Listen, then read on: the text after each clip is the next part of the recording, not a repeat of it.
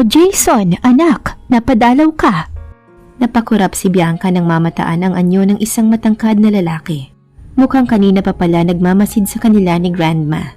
Abala kasi sila sa pag-aayos ng buong salas ng mansyon. Buong akala niya ay siya lang ang nagulat sa presensya nito. Pero pati din pala ang matanda. Hindi maipagkakailang gwapo si Jason noong kabataan nito. Sa sapantahan ni Bianca ay nasa mid-40s na ito ngayon. Ngunit halata pa rin ang kakisigan na parang si Piolo Pascual lang ang itsura. Hey mom, surprised? Nakangising bati nito kay Lola Feliza. Matangkad rin ang tindig nito at magaling magdala ng damit. Katulad kay Daniel, nakatupi hanggang braso nito ang suot na white long sleeve. Tiyak, pinagkakaguluhan rin ito ng mga kababaihan. Agad nitong nilapitan si Lola Feliza at humalik sa pisngi. Of course! Siyempre alam ko namang minsan ka lang dumalaw sa akin.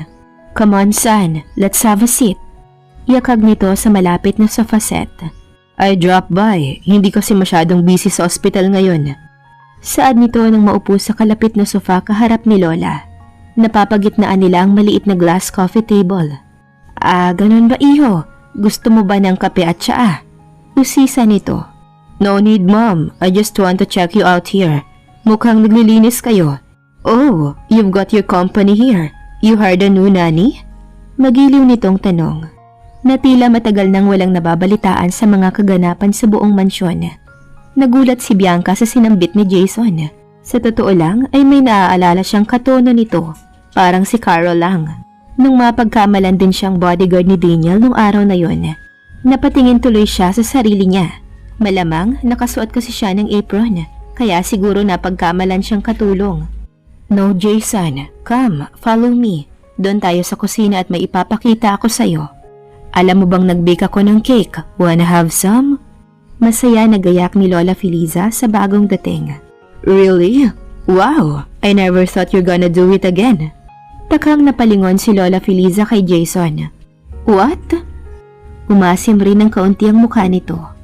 Cooking, he said without stuttering dahilan kung bakit natawa si Grandma. Of course, son. But I cook with caution now. Alam mo na, I don't wanna burn this house again. Saad nito at nilibot ang buong paningin sa mansyon. Napangiti naman si Jason. Yeah, I know. Saka nawala na ang mga ito sa likuran ni Bianca. Doon lang siya nakahinga ng maluwag. Hindi kasi mapanatag ang kalooban niya kanina. Habang nasa tapat niya yung Jason. Pakiramdam niya ay bilang na bilang nito ang bawat galaw niya. Hindi naman sa pinag-iisipan niya ito ng masama, pero ayaw niya sa lalaking yun. Inignora na lamang niya ang kakaibang pakiramdam at pinagpatuloy ang pag-aayos niya ng mga bagay sa salas at ang pagpagpag ng iilang alikabok. Matapos kasi nung unang araw na pinakilala siya ni Daniel kay Grandma Feliza, ay inaway niya ito.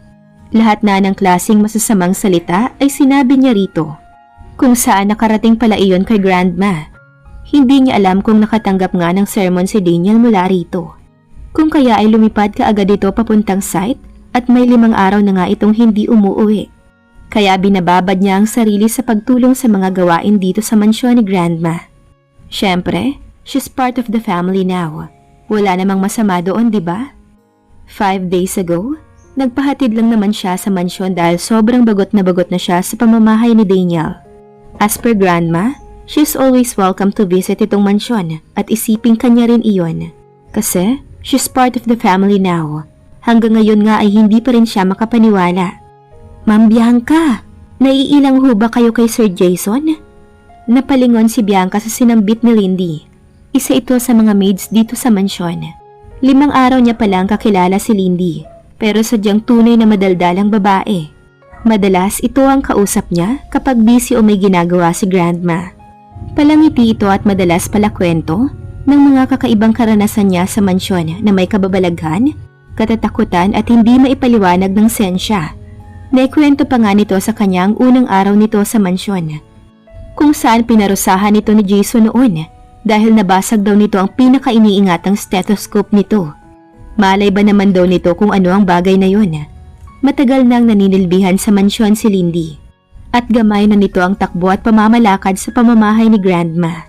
Napaisip din si Bianca kung bakit hindi niya mahagilap sa buong kabahayan yung Carol.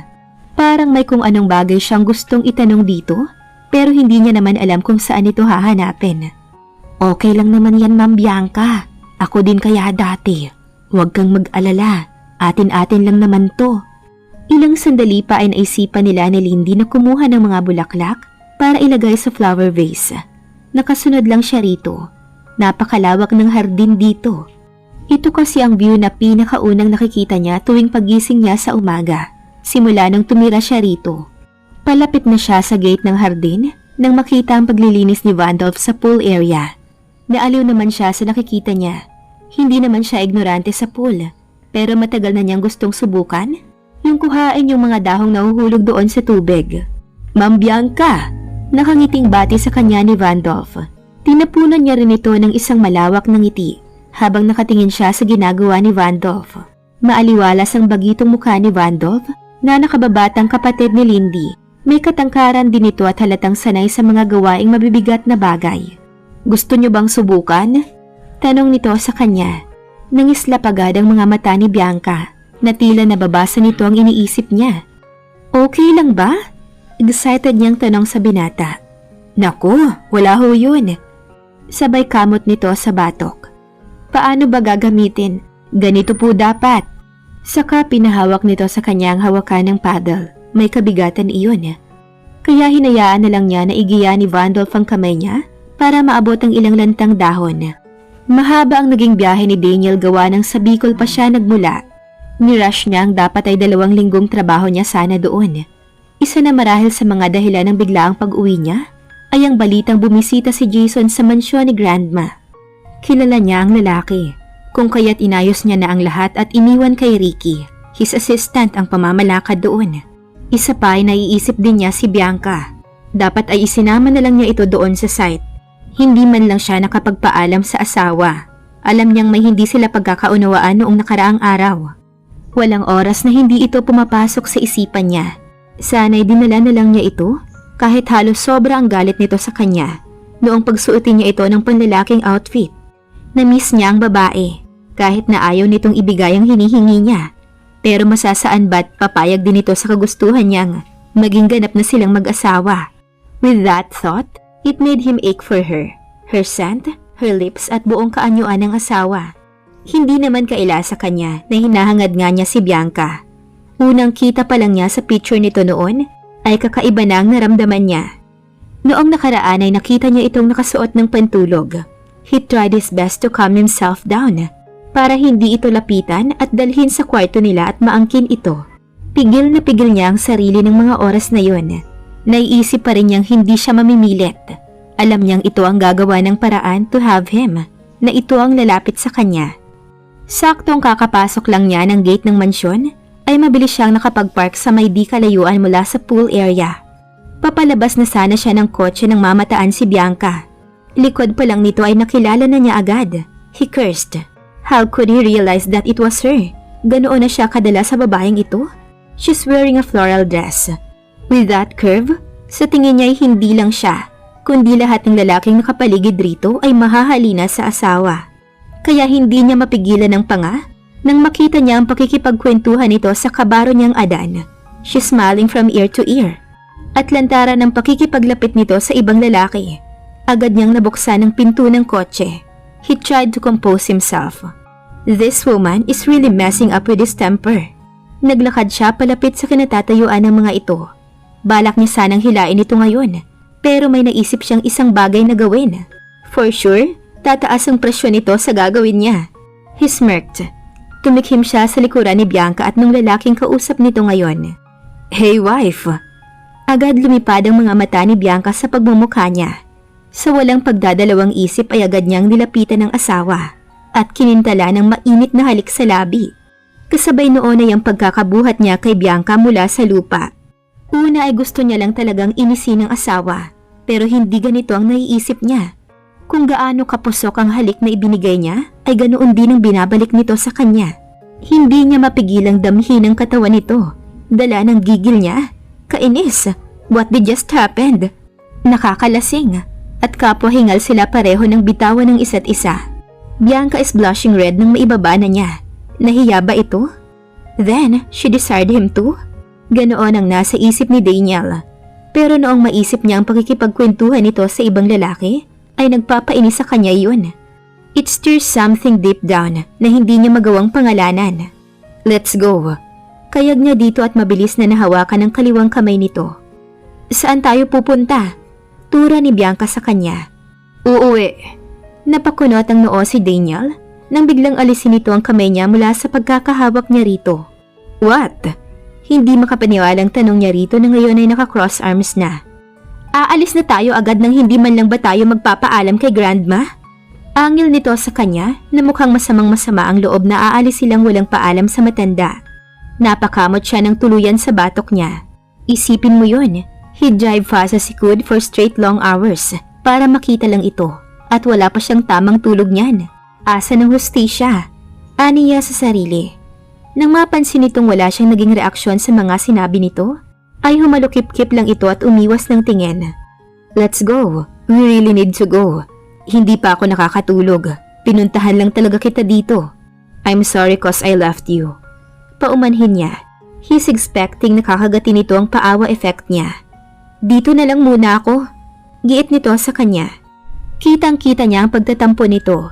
Napahawi na ng tuluyan sa buhok niya si Daniel nang wala sa oras. Sakit sa ulo talaga ang mga babae, pati na sa puso na. Sa isip niya, kainis. Kung kuhanin na lang kaya niya ito ngayon kahit ayaw nito para matapos na. He inhaled deep at nagsimulang magbilang hanggang 5 bago kinarga si Bianca papunta sa matipunong braso niya. Using his car key, he unlocked his car at nabuksan niya agad ang pinto ng kotse nang walang kahirap-hirap. At doon nilapag ang asawa sa passenger seat. Mabilis niyang nilakang pinto. Hindi ito magkakamaling takasan siya ngayon dahil sumisidhina ang pangangailangan niya rito. Gagawin niya ang lahat para maganap na ang honeymoon nila. Kahit buong-buo ang atensyon niya sa daan, sumasagi sa isip niya kung paano niya mapapapayag si Bianca sa binabalak niya.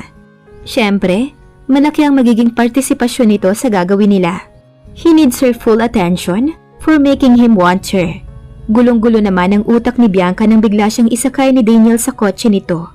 Halos mapairap siya sa kaisipang nasa iisang kotse lang sila.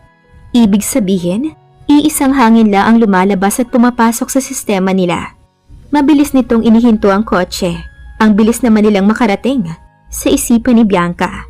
Napahugot ng mahabang hininga si Bianca. Bubuksan na sana niya ang pinto nang hindi niya ito mapihit palabas. Nanlaki ang mga matang tinapunan niya ng tingin si Daniel na ngayon ay mariin ang pagkakahawak sa manibela. Ano? Bakit nakalak? Angil niya rito. We have to talk. Pagbaling naman ni Daniel sa kanya, napataas ang kilay niya. Napansin niya ang isang linya na lang ang kilay nito. Ano naman kaya ang ginawa niya? Pabulong na singhal ni Bianca sa sarili. Talk lang pala. Bakit parang kinukulong mo ako rito? May iritasyon sa boses niyang tanong kay Daniel na ngayon ay sobrang pagkakakunot ng noo. It's a Thai wife. See? Nandito ako. Nakakulong din ako. He winked at her at inabot ang mukha niya para magkaharap silang dalawa. Nagtama ang mga mata nila. Biglaan ang pananalakay ng init sa buong katawan ni Bianca. Just one touch from him at agad ay nagagawa na nitong sindihan ang lahat ng inhibitions niya.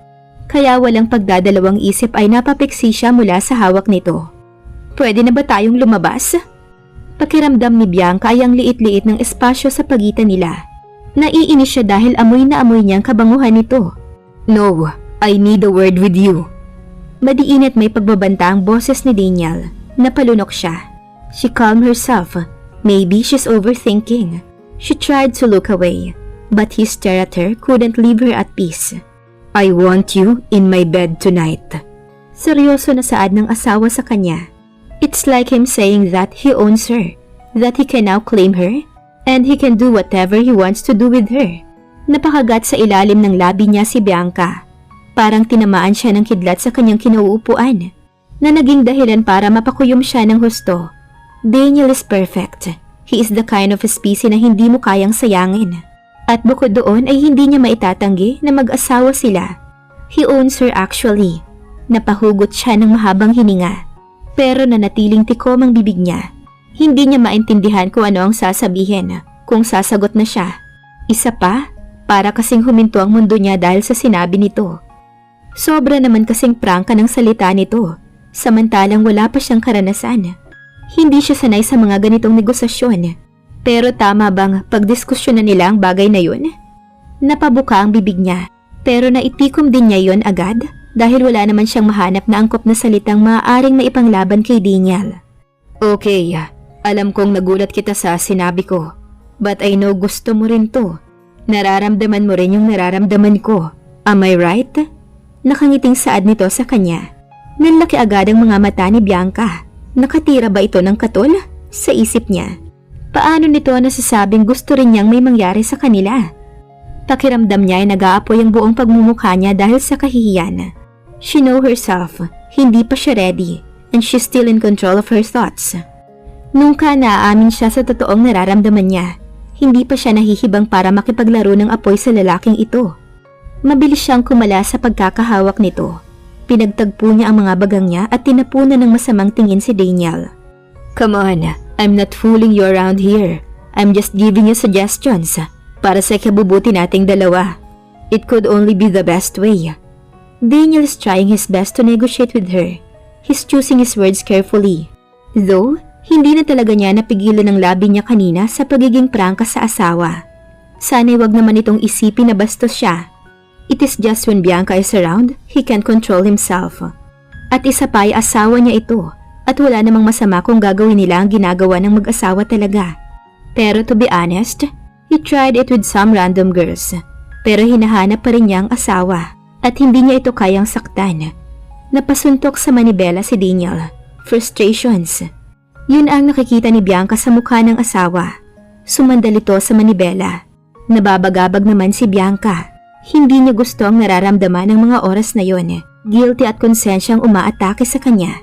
She inhaled deep. She's trying to convince yung sarili niya.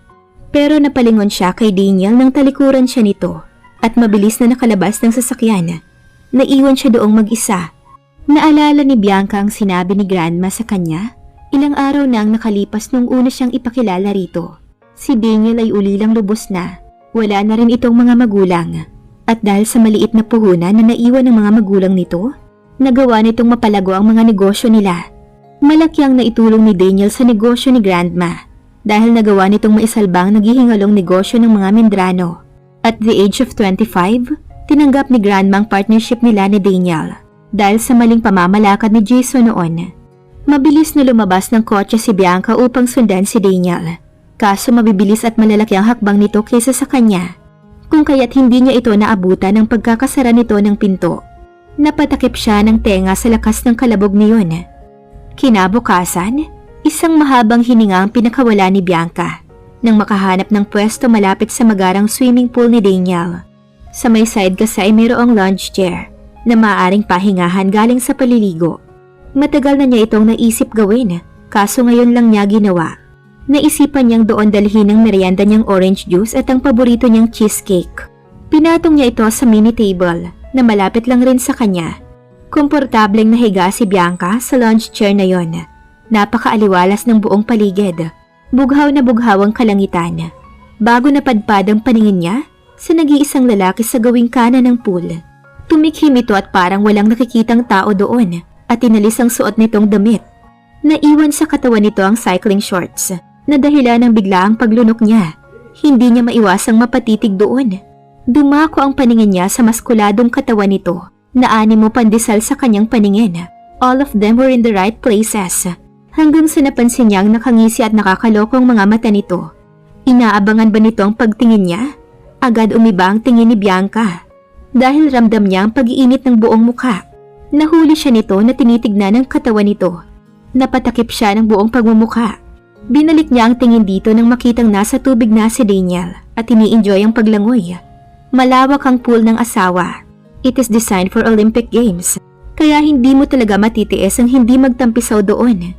Maya-maya ay kitang-kita niya ang pag-ahon ni Daniel mula sa pool at hindi niya maiwasang muling titigan ito. Napalunok si Bianca at agad nag-iwas ng direksyon. Ayaw niyang magkasala. Ayaw niya ulit mahuli. Diyos ko. Ayaw niya namang pumikit at magtakip ng mata. Naramdaman niya ang paggalaw ng tinidor.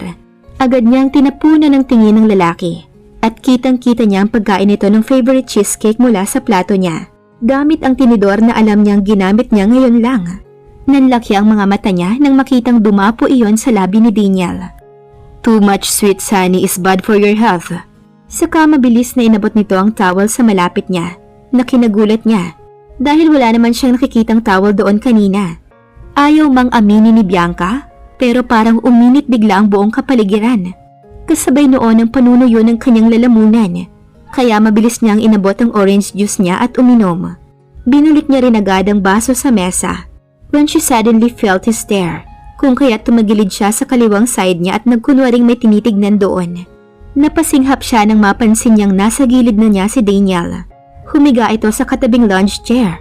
Napakuyom si Bianca ng husto dahil sa ginagawang pang-aasar ni Daniel sa kanya. Tama ba naman talagang iharap nito ang katawan sa kanya?